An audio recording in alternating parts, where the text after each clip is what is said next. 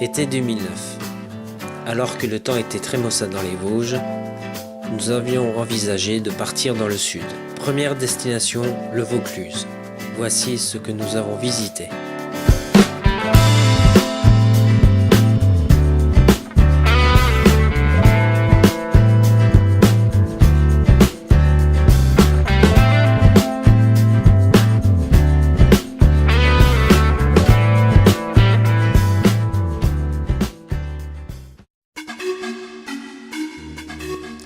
Nous voici donc arrivés en région Provence-Alpes-Côte d'Azur, dans le département de Vaucluse, à Cavaillon. Nos amis cavaillonnais, Claire et Juan, nous ont conduits sur un site remarquable, la fontaine de Vaucluse. La fontaine de Vaucluse est située dans le département de Vaucluse, sur le territoire de la commune française de Fontaine de Vaucluse.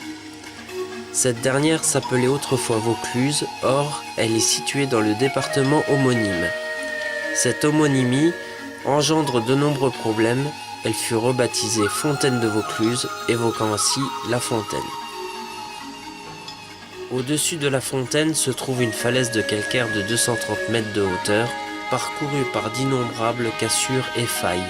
Celle-ci joue le rôle d'un réservoir, un aquifère karstique, l'eau y circulant en suivant les discontinuités jusqu'à rencontrer une barrière de calcaire et d'argile. Aujourd'hui, les efforts conjoints des géologues, hydrogéologues, hydrochimistes et spéologues ont permis d'avoir une meilleure conception du fonctionnement de cette source karstique. Si son impluvium récupère les eaux du mont Ventoux, des monts de Vaucluse, du plateau d'Albion et de la montagne de Lure, il exclut la montagne de Bluy au nord, ainsi que le Luberon et le synclinal d'Apt au sud.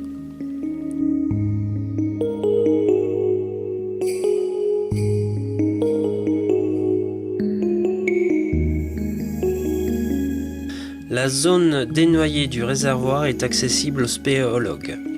Elle dépasse moins 600 mètres. Ce système de gouffres qui truffe le plateau d'Albion est un effet de karstification.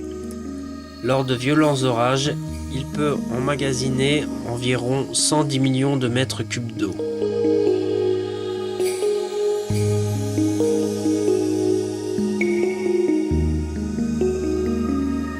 La zone dénoyée reste la plus grande inconnue. Un modèle mathématique a pu démontrer qu'en se basant sur la plus basse côte de l'exutoire, moins 308 mètres, et la surface de l'impluvium, les réserves permanentes atteindraient 150 millions de mètres cubes.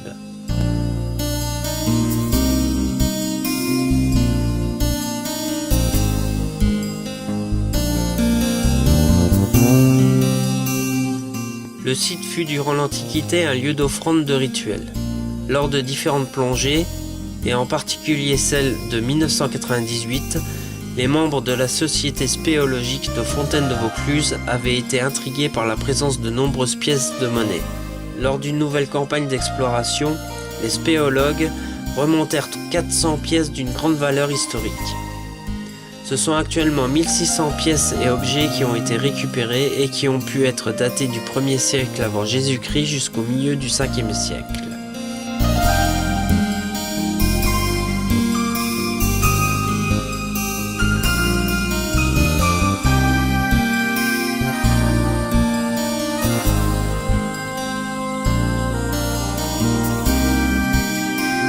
La source est l'unique point de sortie d'un bassin souterrain de 1100 km², récupérant les eaux du mont Ventoux, les monts de Vaucluse, du plateau d'Albion et de la montagne de Lure.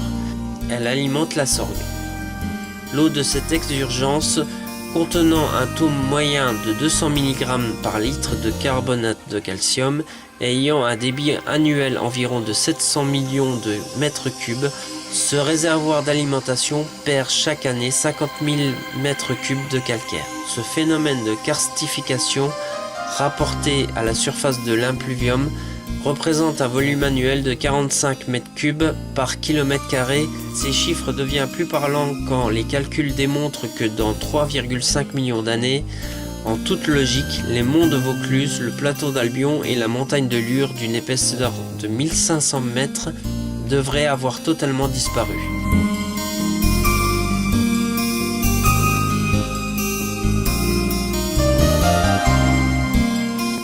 Le débit de l'écoulement est compris entre 630 et 700 millions de mètres cubes par an, avec en moyenne 21 mètres cubes par seconde. Il est 7 fois supérieur à la totalité de l'eau potable distribuée dans le département de Vaucluse. Première source de France pour les volumes débités, la Fontaine se classe 5e rang mondial des sources les plus importantes.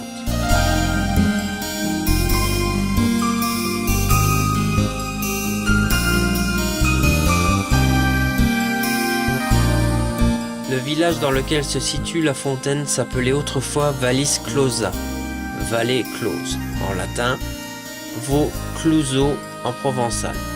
En raison de sa position topographique, ce nom est ensuite devenu Vaucluse, ce qui a donné le nom de fontaine de Vaucluse.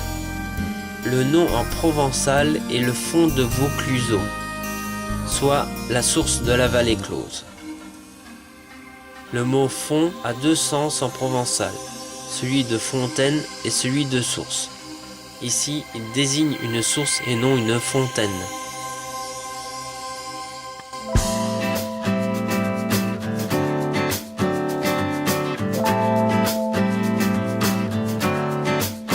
Au XVIIIe siècle, on comptait à Fontaine-de-Vaucluse jusqu'à 4 moulins. L'eau est à la fois l'énergie et la chimie du papier. La roue du moulin de Vallis Clausa atteint 7 mètres de diamètre pour 2 mètres de large. Elle porte 48 pales.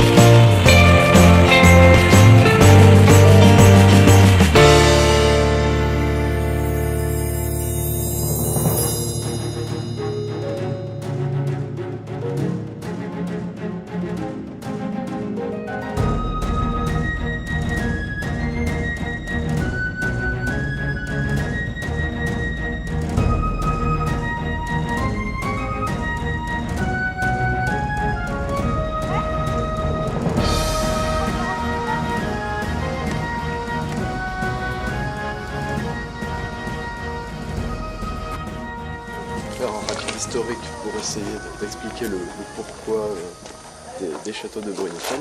Alors on attribue à la reine mérovingienne Brunehaut la fondation du château de Bruniquel à partir d'un village déjà existant à l'époque gauloise et gallo-romaine. Alors pourquoi construire un château à Bruniquel? D'abord, il y a un intérêt stratégique qui est évident. Vous avez peut-être passé par en bas, vous avez vu le promontoire que c'est. Ici, le point de vue, vous avez les gorges de l'Aveyron qui commencent à partir de Bruniquel, peut-être que vous connaissez. Donc ces gorges de l'Aveyron, au Moyen-Âge, débouchaient sur le comté de l'Albigeois, donc c'était stratégiquement, il était évident qu'il fallait placer un poste de vue ici afin de contrôler la vallée et les allées et venues de troupes, de marchands, ce genre de choses. Et bien sûr, il s'agissait de garder une emprise sur le village de Bruniquel d'autre part, puisqu'il faut savoir qu'au Moyen-Âge, le village de Bruniquel est un village particulièrement florissant et prospère. Pour vous donner une petite idée, aujourd'hui on doit être à environ 500-600 habitants, quelque chose comme ça. À l'époque, on en était entre 2000 et 2500 quand même.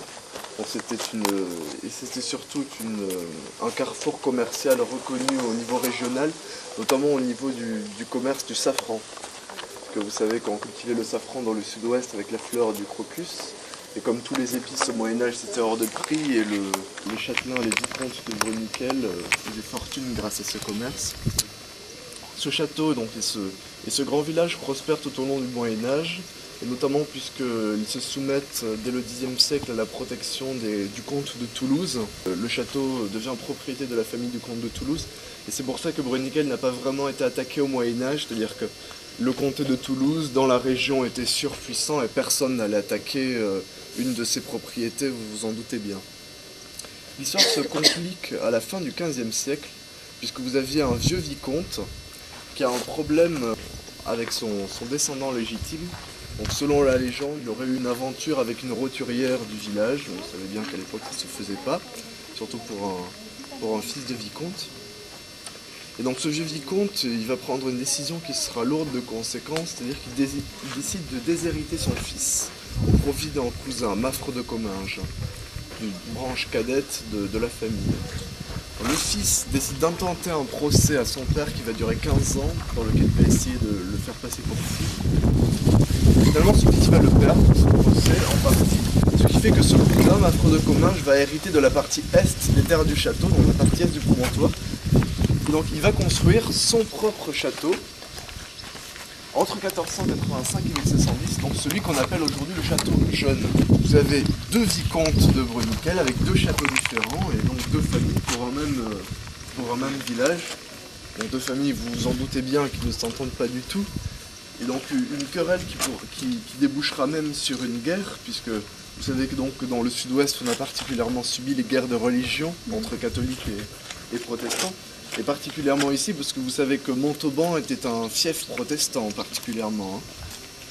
Et donc après la révocation de l'édit de Nantes, et donc après l'explosion des guerres de religion, le château jeune se déclare protestant afin de rallier à sa cause le village qui était majoritairement protestant comme la plupart des gens d'ici. Tandis que le château vieux, lui, était resté catholique. Ce qui fait que donc à la fin du XVIIe, le château jeune s'allie avec le village et va attaquer le château vieux.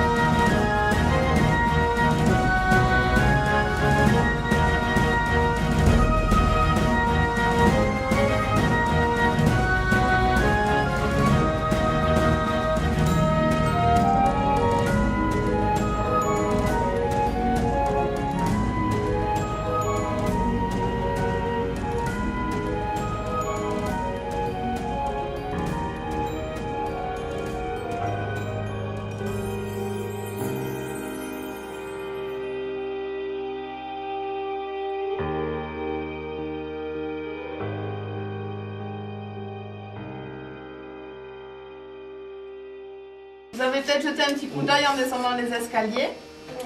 Et en fait, c'est l'entrée naturelle de la grotte. C'est par là que sont passés les premiers spéléologues le 2 septembre 1936. Et ils ont découvert cette grotte qui fait à peu près 200 mètres de long. Donc juste avant de continuer, je voulais aussi vous préciser que nous sommes ici dans une grotte dite à concrétion. C'est-à-dire que c'est l'eau qui a creusé puis façonné tout ce que nous allons découvrir pendant la visite. Nous ne sommes donc pas dans une grotte dite préhistorique. Vous ne verrez ni de peinture sur les murs, ni d'ossements humains.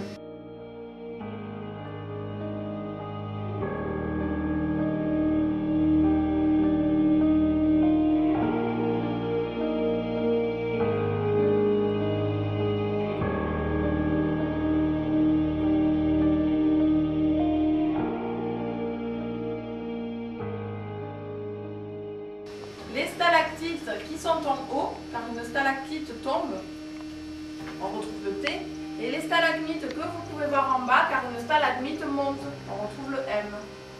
Et quand une stalactite rejoint une stalagmite, cela forme une colonne. Tout ce qu'il y a dans cette grotte s'est formé grâce au travail de l'eau. C'est aussi le cas pour les stalactites et les stalagmites. En fait, quand il pleut, l'eau s'infiltre dans le sol et dissout des petites particules de calcaire. Quand l'eau arrive au niveau de la stalactite, elle emprunte le petit trou qu'il y a dans toutes les stalactites. Et quand la goutte d'eau arrive à la fin, c'est-à-dire quand vous pouvez la voir, la petite particule de calcaire se reforme, redevient solide, ce qui permet à la stalactite de grandir. Alors c'est quand même très long car ça ne prend qu'1 à 2 cm tous les 100 ans.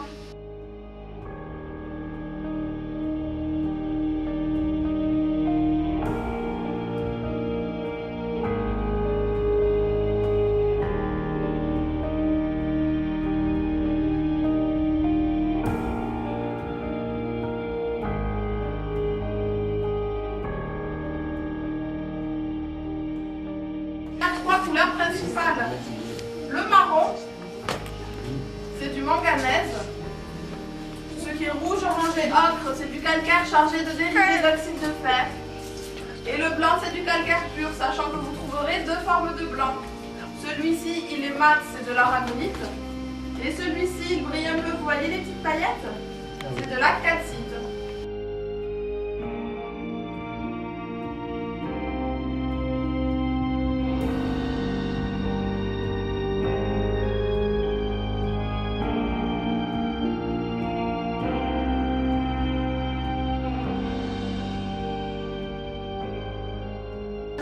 On n'était pas dans une grotte préhistorique. C'est toujours le cas, hein, ça n'a pas changé, on n'a fait que quelques pas. Ces ossements, en fait, on les a trouvés dans la rivière qui se situe sous nos pieds, donc à peu près 25 mètres plus bas. Et ils appartenaient à un ours. À un ours, voilà. Et donc ils sont quand même vieux car ils ont près de 8000 ans.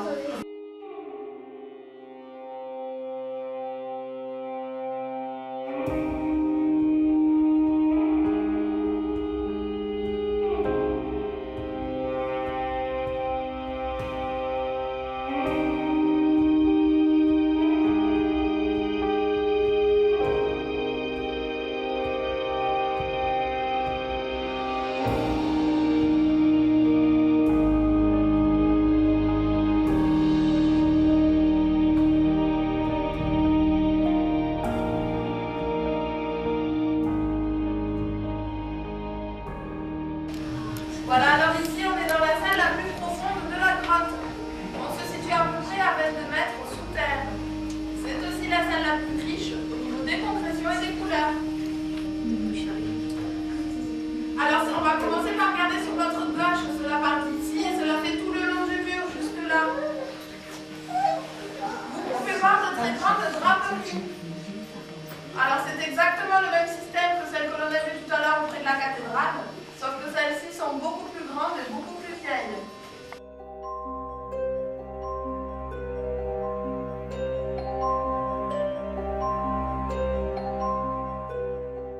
Alors si vous regardez maintenant au plafond à ce niveau, vous relèverez la tête quand vous serez arrivé en bas des escaliers.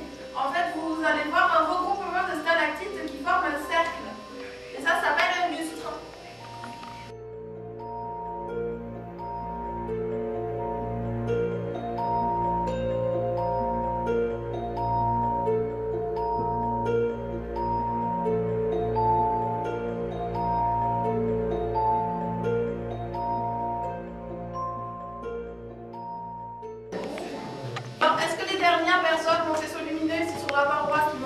droite de concrétion? Oui. Oui, C'est bon? oui, on les voit là. Dans cette concrétion, ça s'appelle un liseré à dents de scie. Et ça ressemble un petit peu à une mâchoire de requin. Et elle est apparue depuis que l'on a ouvert la grotte. Donc c'est très récent et ça grandit beaucoup plus vite que les autres concrétions. Ça prend 1 à 2 cm tous les 10 ans. Alors en fait, il y a deux parties. La partie rose, ce sont les gouttes d'eau des stalactites qui tombent et ruissellent, comme pour les draperies. Et la partie blanche, les petites dents. C'est le fruit de l'association des deux formes de calcaire dont je vous ai un tout petit peu parlé tout à l'heure. En fait, elles n'ont pas tout à fait la même composition, et quand elles se trouvent en présence l'une de l'autre, cela finit par former ces petites dents.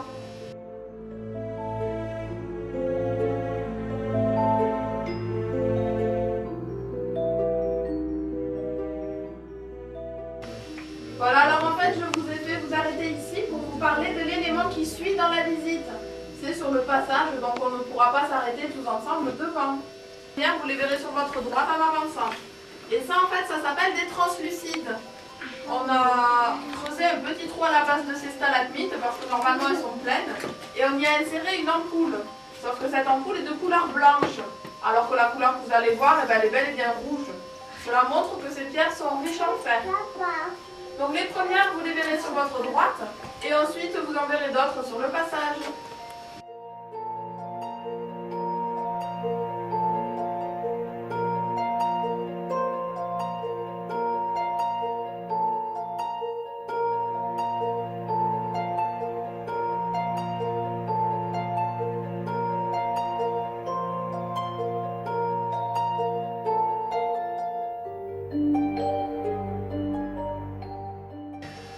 Maintenant, je vais parler de la partie qu'il y a d'éclairée en jaune à ma droite, donc juste à côté des escaliers. Voilà, donc cette partie ici éclairée en jaune, c'est la sortie naturelle de la grotte. Cela continue sur à peu près 20 mètres. Les spéléologues sont allés jusqu'au bout, mais malheureusement, ils ont trouvé un éboulement de blocs de calcaire. Donc ils n'ont pas pu continuer.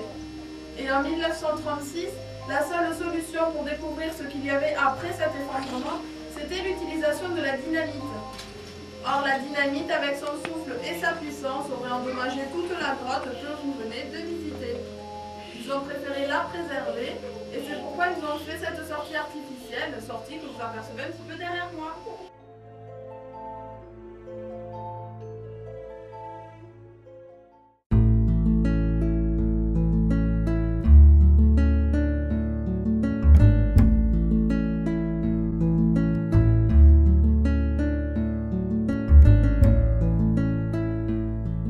Le moulin d'Albias appartient à la vague de construction ou de reconstruction que connaissent les basses vallées de l'Aveyron et du Tarn durant la seconde moitié du XVIIIe siècle. La fertile vallée de l'Aveyron fournit des céréales de qualité permettant de produire une farine supérieure blanche, le minot, qui sera exporté à partir via Bordeaux vers les Antilles, l'Amérique et la Corse. Et c'est au début du XXe siècle que le moulin connaîtra son plein essor économique. Au milieu du XXe siècle, la minoterie est transformée en microcentrale électrique. Si vous avez aimé ces vidéos, n'hésitez pas à laisser un pouce bleu et de partager. Vous pouvez vous abonner à mon compte YouTube et me rejoindre sur ma page Facebook. On se retrouve prochainement pour d'autres aventures.